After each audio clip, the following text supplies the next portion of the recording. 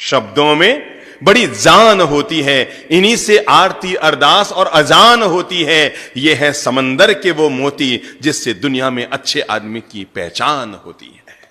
शब्दों में बड़ी जान होती है, इन्हीं से आरती अरदास और अजान होती है। यह है समंदर के वो मोती जिससे एक अच्छे आदमी की पहचान होती है। अपनी बात आगे बढ़ाऊं इससे पहले एक बड़ी प्यारी सी घटना कहकर मैं बात को आगे बढ़ा रहा हूं। कहते हैं एक वयोवृद्ध संत बीच सड़क पर बैठे थे और बैठे बैठे भगवान का भजन कर रहे थे, सड़क के बीचों बीच। घटना थोड़ी पुरानी है। कहते हैं उस नगर के राजा की सवारी उधर से गुजर रही थी, और जब राजा की सवारी उधर से गुजर रही थी तो बिल्कुल आगे आगे जो सफाई कर्मी चल रहे थे उन्होंने चिल्लाते हुए कहा, अबे ओए बाबा हट यहां से, राजा की सवारी आने वाली है, तू सड़क पर बैठा है, उठता है कि झाड़ू की टिकाए। बाबा ने तो कोई जवाब दिया ही नहीं। महाराज तो अपने बैठे रहे और वो सफाई कर्मी उन्हें डांटते हुए, उनके प्रति अपशब्दों का प्रयोग करते हुए आगे निकल गए। और सफाई कर्मियों को आगे जाते हुए देखकर बूढ़े संत के मुंह से निकल पड़ा, ओ तभी तो। वो सफाई कर्मी आगे बढ़े, उसके पीछे सिपाही आए और उन्होंने भी लठ मार की भाषा में कहा, बाबा उड़ जाओ, पीछे राजा की सवारी आ रही है, अरे पकड़ लेंगे तुम्हें और जेल में डाल देंगे, कारागार में डाल देंगे। महाराज उड़ जाओ, यहां से उड़ जाओ, नहीं तो जूते पड़ेंगे, जूते। वो भी आगे चले गए और उन्हें देखकर फिर उस वयोवृद्ध संत के मुंह से निकल पड़ा, ओ तभी तो। थोड़ी देर में राजा की सवारी आती हुई नजर आई।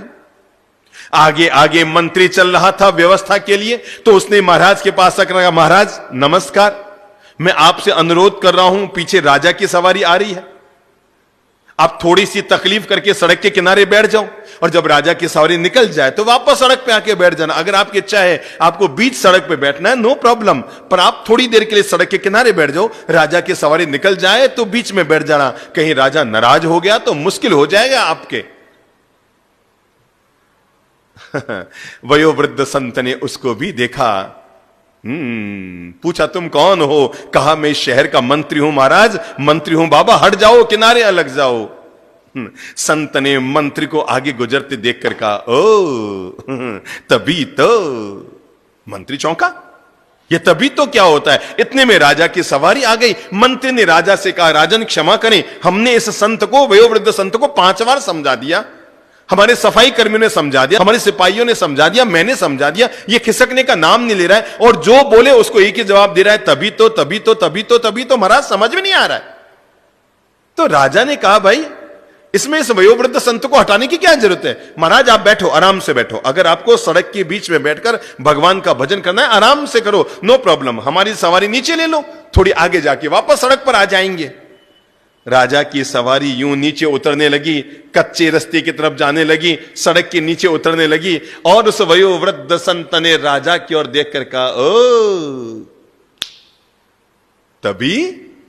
तभी तो। मंत्री ने कहा, महाराज सवारी रोकिए, इस वयोवृद्ध संत का बात समझ में नहीं आ रही है, ये सबको एक ही डोरी से हाँक रहा है।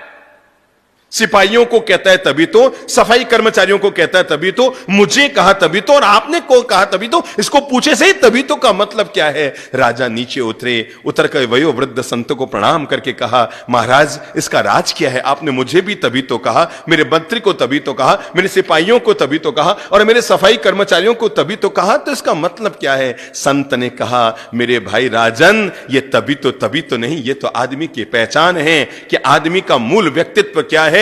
तुम्हारे सफाई कर्मचारियों को बोलना नहीं आता था, आते ही हो हल्ला चीख चिल्लाहट करने लगे, मुझे कहने लगा उठो यहां से, भगो यहां से। मैं समझ गया इनको बोलना नहीं आता, तभी तो ये जीवन में आगे नहीं बढ़ पाए, केवल यहीं के यहीं रह गए महाराज। और आपके सिपाही आए, वो भी चिल्लाते हुए बोल रहे थे, मुझे तब महसूस हुआ आखिर ये लोग जीवन में आगे क्यों नहीं बढ़ पाए, क्योंकि इनको बोलना नहीं आता। लेकिन मंत्री ने आकर हाथ जोड़कर कहा, महाराज किनारे बैठ जाओ, मैं समझ गया इसको अदब से बोलना आता है, तभी तो इसको ईश्वर ने मंत्री बनाया। लेकिन महाराज